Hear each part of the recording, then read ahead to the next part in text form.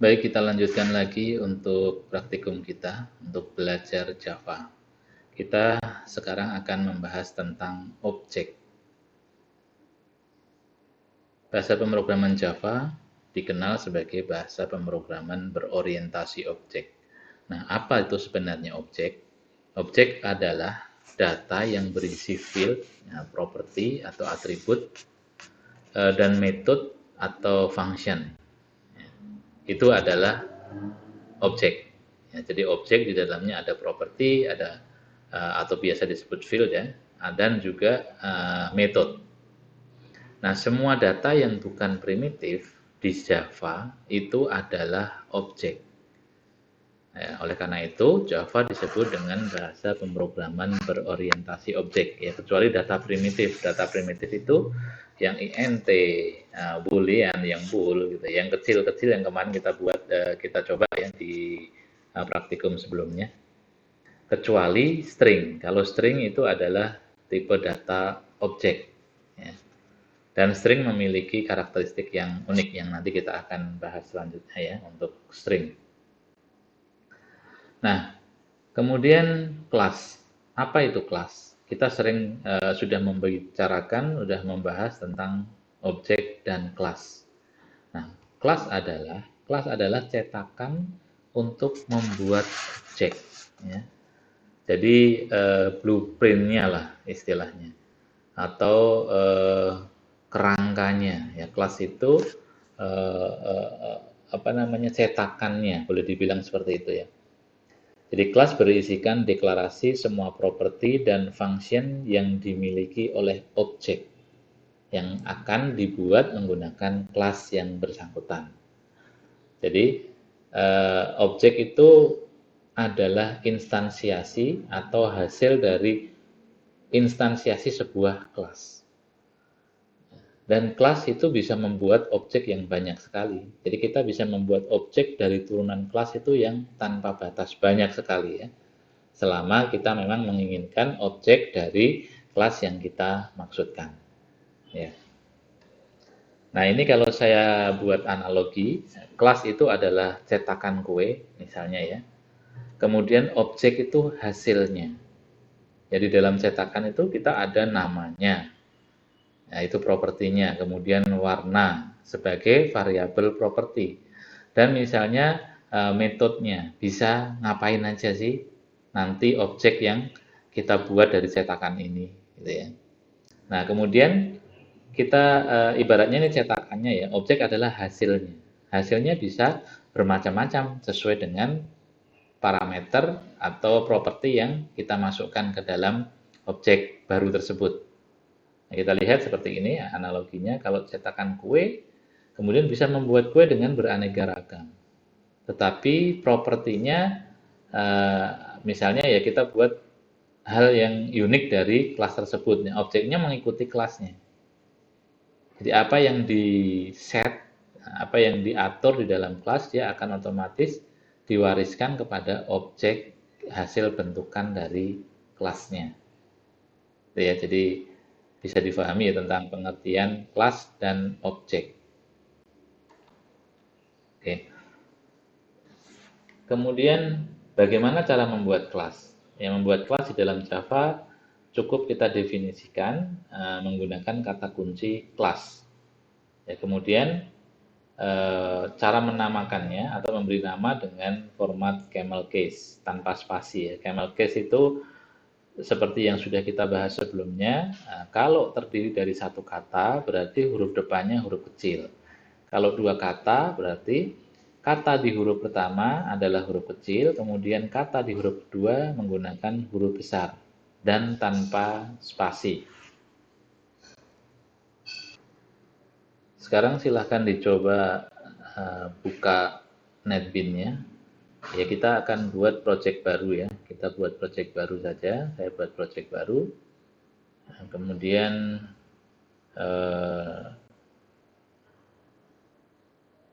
kita beri nama misalnya PBO gitu ya, pemrograman berorientasi objek. Oh sorry, next saja.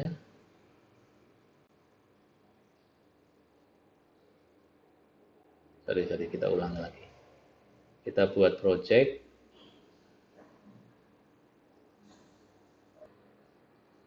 Kemudian masuk ke Java with N gitu ya. Kemudian kita pilih Java application. Next saja. Nah, ini kita buat pemrograman berorientasi objek nama project kita. Main kelasnya nggak usah. Kemudian finish.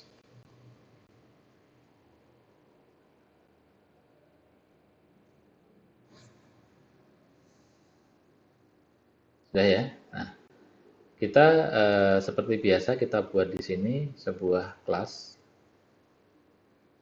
Misalnya kelasnya person. Ya, nama kelas harus sama dengan nama file ya. Oke, kemudian kita oke saja. Ya. Nah, ini sudah membuat kerangka kelas. Jadi sudah kelasnya seperti ini aja. Nah, sudah jadi. Ya. Ini belum kita tambahkan atribut maupun metode di dalamnya. Jadi ini bentuk kelas sudah seperti ini kelasnya. Oke.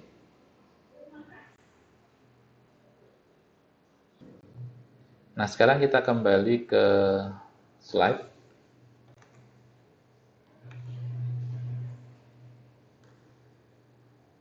Selanjutnya adalah objek.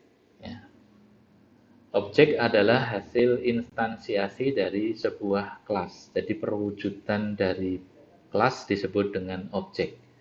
Untuk membuat objek, kita bisa menggunakan kata kunci new. Diikuti dengan nama kelas dan diakhiri dengan tanda kurung, seperti metode ya. Jadi di dalam program yang akan kita pakai untuk mendeskripsikan objek, maka kita gunakan kata kunci new. Ya, coba kita kembali ke kode programnya. Dari sini kita buat new Java class gitu ya. Kita buat person application. Nah, ya, kita buat kelas utamanya misalnya. Nah, di sini kita akan membuat objek baru. Ya. Bagaimana kita mendefinisikan objek baru? Ya, seperti biasa ya, kita gunakan var. Misalnya nama variabelnya person1 sama dengan new apa tadi? Kelasnya person gitu ya. Ya. Nah, ini adalah sudah cukup. Kita variabel person1. Ini sebuah objek dari instansiasi kelas yang mana? Kelas person. Ya. Kelas person kita buat new person dalam tanda diikuti kurung buka kurung tutup gitu ya. Nah, ini adalah objek baru dari kelas person. Meskipun kita belum definisikan ya isinya ya. Kita coba dulu membuat objek dari kelas. Ya. Atau kita bisa definisikan dengan cara yang lain. Misalnya person, cara pendefinisian sebuah objek ya, model yang lain misalnya person 2 new person. Begini ya boleh. Ya. Ingat di belajar yang sebelumnya tentang variabel ya. Variabel itu bisa kita buat dengan menyebutkan kata kunci var di depannya atau langsung kita sebutkan tipe datanya, misalnya string gitu ya. Atau langsung kita sebut variabelnya. Bisa ya? Ya dengan var misalnya person kemudian kita inisialisasi variabelnya, nama variabelnya person 3. Gini, boleh nggak? Boleh. Ya, karena ini adalah objek yang sudah kita buat. Seperti halnya nama variabel ya. Nama variabel kalau kita mendefinisikan kan cukup misalnya begini ya. String nama. Nah, ini boleh ya. Nah, ini sama, perlakuannya sama. Jadi person ini adalah objek, person 3 ini adalah nama objek.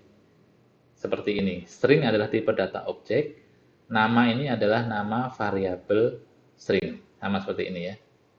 Ingat di pelajaran tentang tipe data. Kemudian baru kita definisikan. Person 3 sama dengan new person. Nah, ini juga boleh. Jadi, pendefinisian objek di dalam program, kita bisa gunakan 3 cara setidaknya ya. Setidaknya, ini ada objek dengan nama person 1, objek dengan nama person 2, dan objek dengan nama person 3. Ini sudah ter-create sebenarnya. Nah, kalau kita mau cetak, nah objeknya itu kita cetak bisa person 1 gitu ya. Kemudian person 2.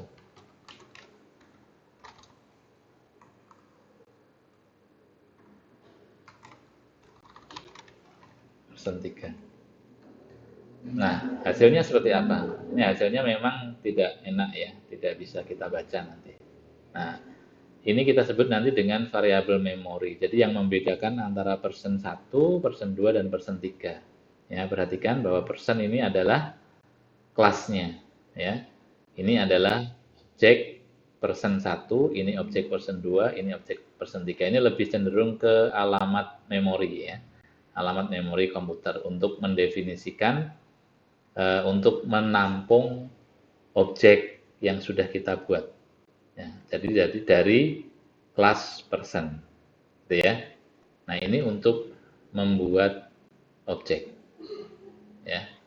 Ini nggak perlu kita bahas nanti di materi yang lain ya. Tetapi dari sini kita bisa dapat gambaran apa itu kelas dan siapa itu objek. Ya, karena di dalam Java itu semuanya berorientasi objek. Ya, baik kita kembali ke slide.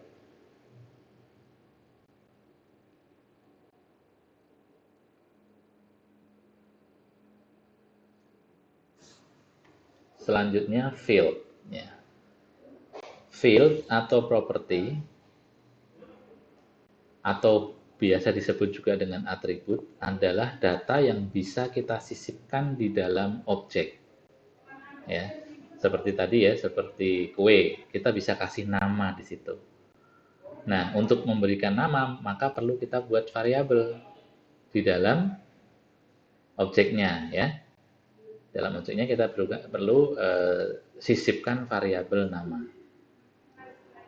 Nah, ini. Jadi sebelum kita bisa memasukkan data ke dalam field, kita harus mendeklarasikan data apa saja yang dimiliki objek tersebut di dalam deklarasi di kelasnya. Kemudian membuat field sama seperti membuat variabel, namun ditempatkan di blok kelas. Jadi fieldnya itu ada di kelas ya, di dalam kelasnya, bukan di dalam objeknya. Oke, kita kembali ke baris program. Ya, kita kembali ke sini, kita sisipkan di kelasnya. Ya, ingat field itu ada di sisi kelasnya, bukan di sisi objeknya, ya. Kemudian di kelasnya kita tambahkan field. Ya. Apa field apa? Misalnya nama, gitu ya. Oke. Namanya tipe datanya apa? Kalau nama string, betul ya? String nama name. Kemudian apa lagi? Misalnya alamat, address, ya. Nah, ini adalah field di dalam objek person. Nah, kemudian kembali ke sini ke person up. Ya, kita sudah buat nih. Nah, kita bisa memasukkan isi dari variabel atau field di dalam objek tadi. Misalnya contohnya ya, kita memberikan person 1, orang yang pertama, kita beri nama misalnya nih, person 1 titik. Nah, dengan kita menambahkan tanda titik, kita sudah bisa melihat ya, diberikan hint atau petunjuk dari NetBeans-nya bahwa ada ini dua field ya, dua field yaitu address dan name yang dengan tipe data string. Kita tinggal buat aja, klik aja nih. Nah, name sama dengan misalnya Edi gitu ya. Kemudian kita masukkan address sama dengan misalnya Semarang. Nah, dengan begini kita sudah memasukkan sebuah value nilai ke dalam objek person 1 ya. Kita sudah set di sana. Kemudian bagaimana cara kita mengaksesnya? Nah, ini tinggal kita, misalnya kita mau cetak ya, person 1 name gitu ya. Kemudian plus person 1 titik address. Nah, sekarang coba dulu.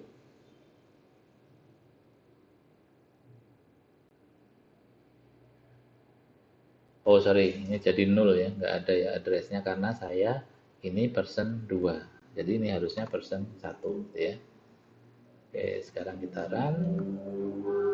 Nah, ini sudah, jadi kita bisa mengakses atribut atau field dari objek person 1 yang namanya name, yang kita masukkan di sini. Person 1 Edi, person 1 addressnya Semarang. Kita langsung bisa cetak di sini ya. Ini kita lihat Edi Semarang. Person 2 dan 3-nya belum. Misalnya kita tambahkan lagi lah. Person 2 name name gitu ya. Sorry. Ini autonya kadang bikin masalah. Misalnya Joko gitu ya. Kemudian person 2 titik address sama dengan Yogyakarta gitu ya.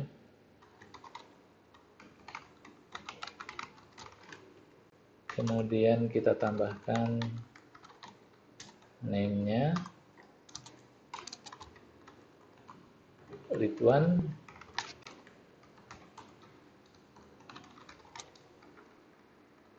address-nya Jakarta. Nah, ini sudah kita bisa cetak semuanya. Person 2 titik name.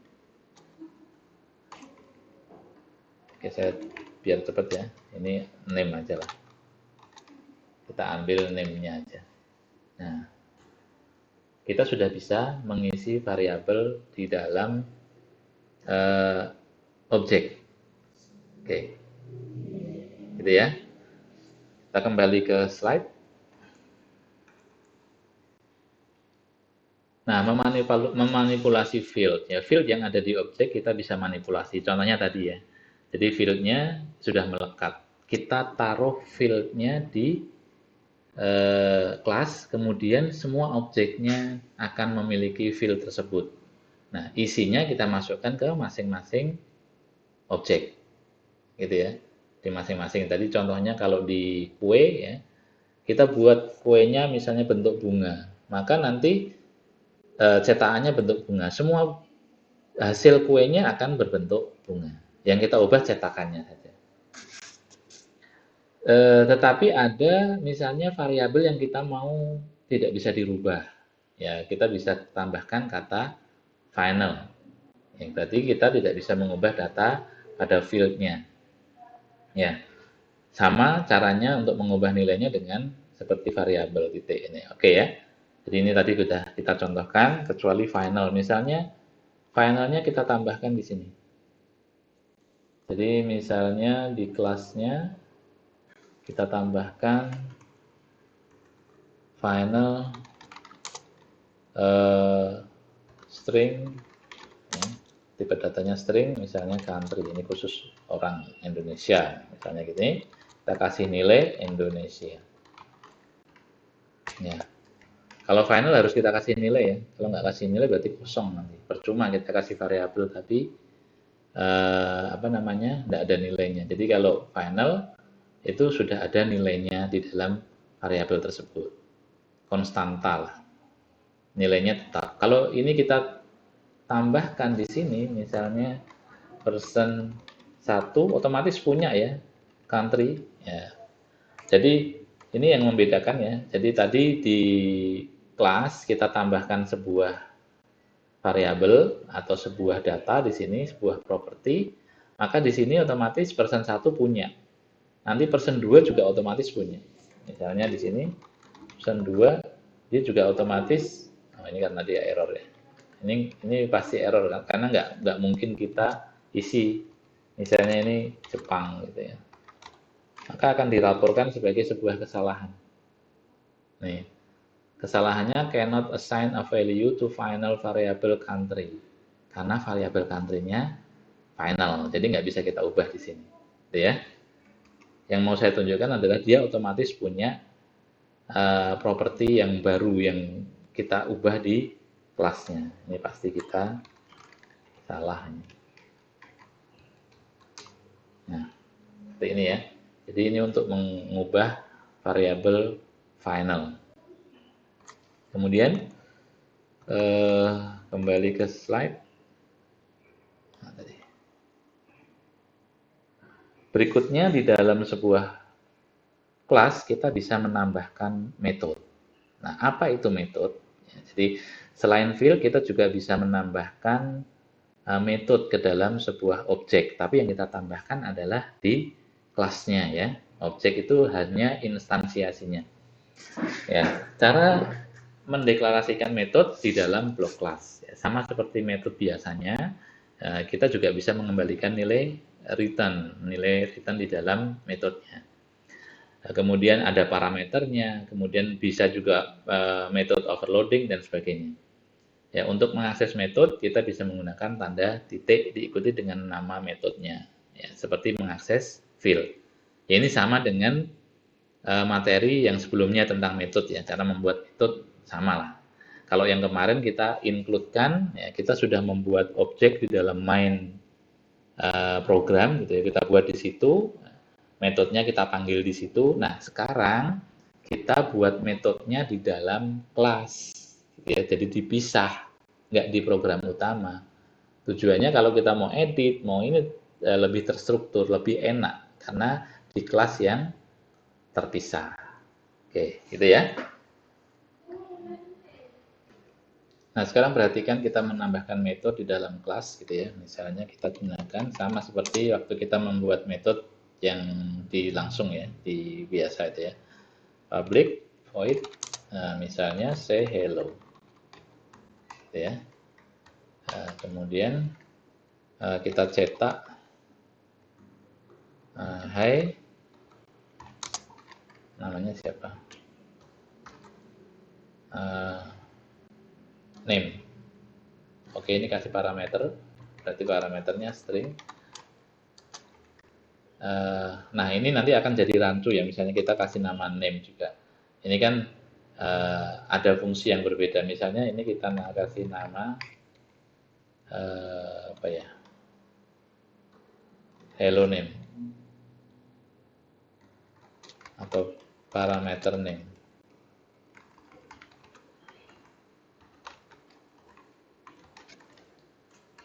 Parameter name, ya, parameter name.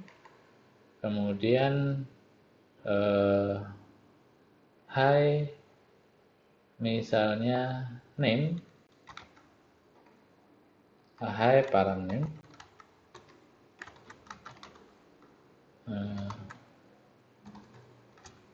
nama saya plus name,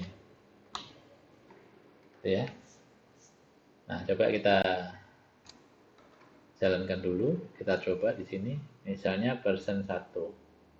Oke, kita cek, kita panggil, berarti person 1 titik say hello, ya. Misalnya parameter namanya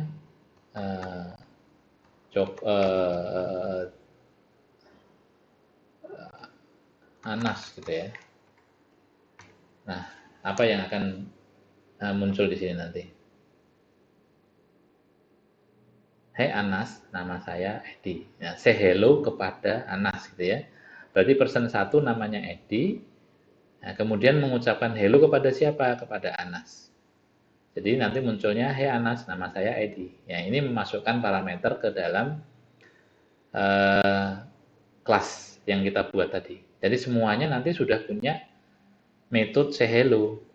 Baik itu person 1 maupun person 2 maupun person 3. Misalnya ya, sekarang kita cetak person 2 say hello ya. Mau mengucapkan hello ke siapa? Misalnya Desi. Nah, kemudian person 3 say hello juga ke Lisa. Oke deh. Nah, hasilnya, hey Anas, nama saya Edi. Hey Desi, nama saya Joko. Atau hey Lisa, nama saya Ridwan. Atau orangnya sama. Jadi biar Anda nggak bingung, saya hapus ya.